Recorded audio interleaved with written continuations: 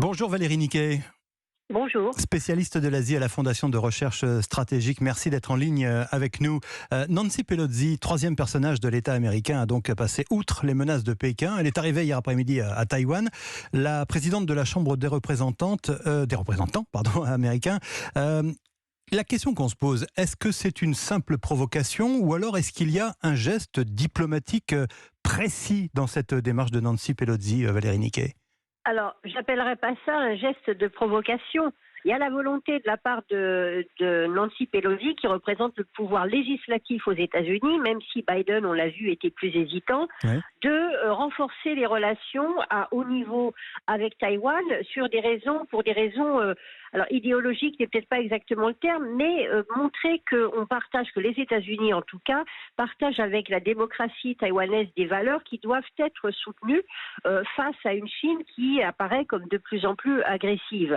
Et ensuite, il y a un deuxième élément, c'est que devant les réactions extrêmement violentes de la Chine avant cette visite, qui tentait d'empêcher la visite en exerçant toute une série de pressions, il fallait absolument pour les États-Unis démontrer qu'ils ne pouvaient pas être intimidés par Pékin, parce que renoncer à la visite, c'était prendre le risque que tous les autres pays de la région, qui sont les alliés aussi des États-Unis, se disent finalement, en cas de pression chinoise, eh bien, les États-Unis reculeront, ne résisteront pas, et on est à la merci de la volonté de la République populaire de Chine. Donc on est dans la logique d'une certaine façon d'une sorte de bras de fer, quoi, c'est ça?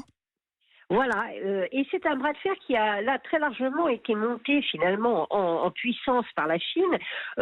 Nancy Pelosi devait aller à Taïwan en avril, elle a eu le Covid, ça a été repoussé. Ouais. En avril, on n'en parlait pas énormément, et là la Chine s'est emparée du sujet, a tellement gonflé la chose. Il y a eu d'autres visites de parlementaires, pas à ce niveau-là, mais y compris européens, français également, que finalement il n'y avait plus de possibilité de recul. Donc les réactions chinoises sont effectivement très fortes. En même temps, ils ne peuvent pas aller au-delà de certaines limites. Ils ne vont pas se lancer dans un conflit direct avec les États-Unis Ouais. pour punir Washington ou punir Taïwan éventuellement de cette visite. Alors justement, Valérie Niquet, on dit que des avions chinois auraient été envoyés dans la zone aérienne taïwanaise. Il y a aussi des navires américains qui patrouillent dans les eaux de la région. En fait, chacun montre ses muscles pour l'instant, c'est ça? Oui, et puis alors la Chine a prévu toute une série d'exercices militaires autour de Taïwan. Alors ça, c'est assez sérieux. En général, ils en font d'une manière très ponctuelle, dont deux qui sont très très proches des eaux territoriales taïwanaises. Donc c'est sûr qu'il va y avoir une période de tension au début du mois d'août, là, quand les exercices, à partir de maintenant, quand les exercices vont avoir lieu. Il y a également des bâtiments, un porte-avions américain qui est dans la région. Ouais. Tout ceci va être surveillé de très près. La Chine a absolument besoin de montrer ses muscles, surtout pour la population intérieure, pour Oui, des raisons bien de sûr. politique intérieure. Xi Jinping doit apparaître comme très puissant, puisque toute sa stratégie depuis qu'il est au pouvoir est de dire que la Chine est extrêmement puissante et qu'elle est quasiment maintenant à l'égal des États-Unis. Mais alors, dites-nous, Valérie Niquet, dans l'hypothèse du scénario du pire, la Chine a-t-elle vraiment les moyens militaires d'envahir Taïwan? Mais non, mais c'est justement là le problème de la Chine, c'est que Pékin aujourd'hui n'a pas les moyens militaires d'envahir Taïwan. Elle a vu ce qui se passait en Ukraine, et pour la Chine, envahir Taïwan, ce serait encore plus difficile que pour la Russie de traverser la frontière avec l'Ukraine et de tenter d'envahir l'Ukraine. Donc ce qu'elle peut faire, c'est des démonstrations de force en espérant que ça impressionne, entre guillemets, que ça fasse suffisamment peur à l'adversaire, que ce soit les États-Unis ou Taïwan. D'ailleurs, la pression est aussi sur Taïwan, pour qu'il cède, qu'il recule, qu'il n'envoie pas Nancy Pelosi, qu'il n'envoie pas d'autres dignitaires de haut rang.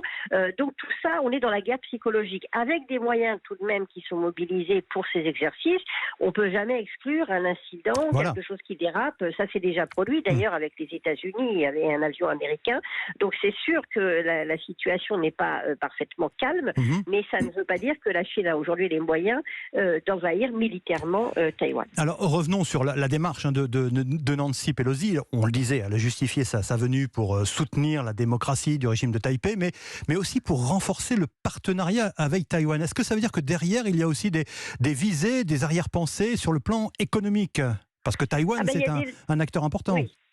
Voilà, on a tendance à l'oublier, mais Taïwan est d'abord un acteur économique globalement qui n'est pas négligeable en dépit de sa taille très inférieure à celle de la Chine, mais c'est surtout là que sont produits 95% des microprocesseurs Voilà. de haut niveau.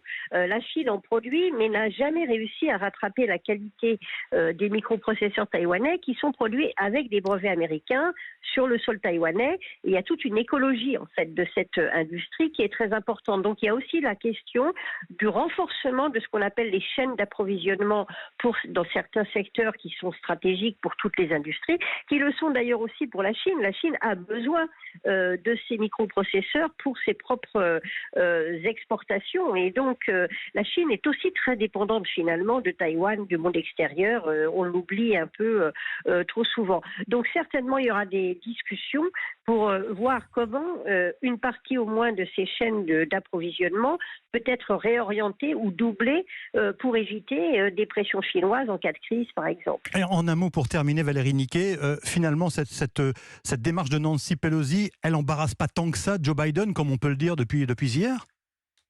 Joe Biden a toujours des déclarations assez dont on se demande un peu quelles sont les intentions. Cette visite a eu lieu, à mon avis, elle n'aurait pas pu ne pas avoir lieu. Ça aurait été un signe de faiblesse bien trop grave après l'Afghanistan pour les États-Unis. Et peut-être qu'effectivement, elle va donner un signal montrant qu'on peut aller à Taïwan, que ça ne signifie pas qu'on remet en cause la politique d'une seule Chine officiellement, qui est celle de la majorité des pays, et que en fait, ce sont les diktats de Pékin qui doivent au contraire être progressivement remis en question. Merci Valérie Niquet, merci d'avoir été en ligne avec nous sur Europe 1, spécialiste de l'Asie, je le rappelle, à la Fondation de recherche stratégique. Merci, bonne journée.